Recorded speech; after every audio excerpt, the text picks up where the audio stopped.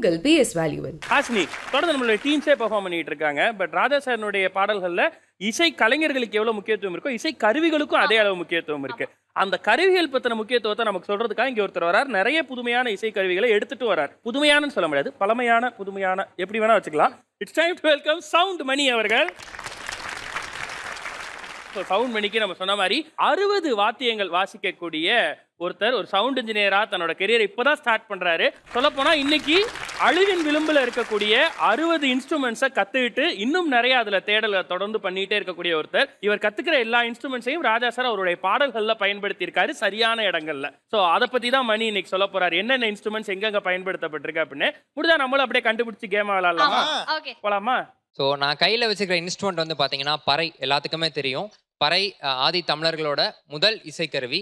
So இப்போ இதில் ஒரு சின்ன ஒரு பாட்டு பார்க்கலாம், அதை கண்டுபிடிங்க. ஓகே.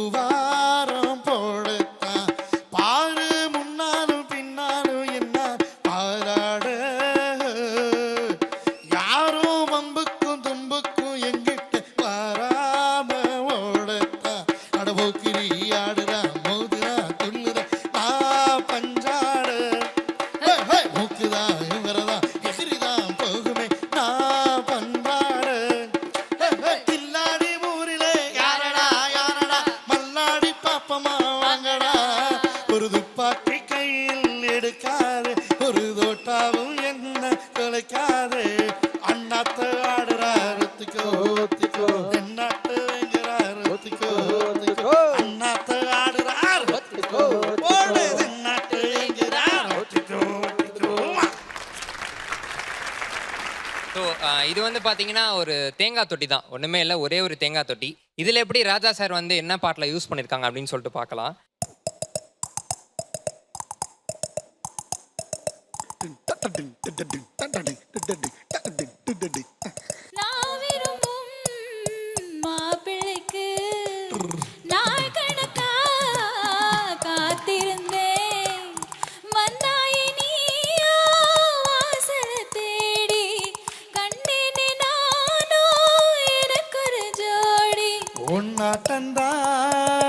தங்க தேரு கண்டதில்ல இந்த ஊரு, காதல் போதை கந்த கள்ளி கந்தன் தேடி வந்த வள்ளி, நீ தொடுத்தானே காத்திருந்தேன், நாளொரு வண்ணா காத்திருந்தேன், காதோரலோனாக்கு கரை சொல்லுதையா, காத்தாடும் மேலாக்கு இரு பின்னுதையா.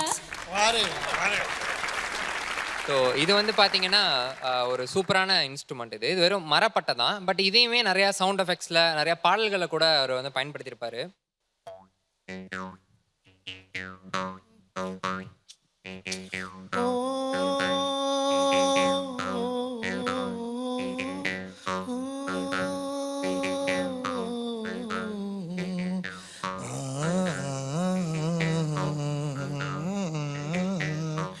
பெத்த மனசு சுத்தத்திலும் சுத்தமடா.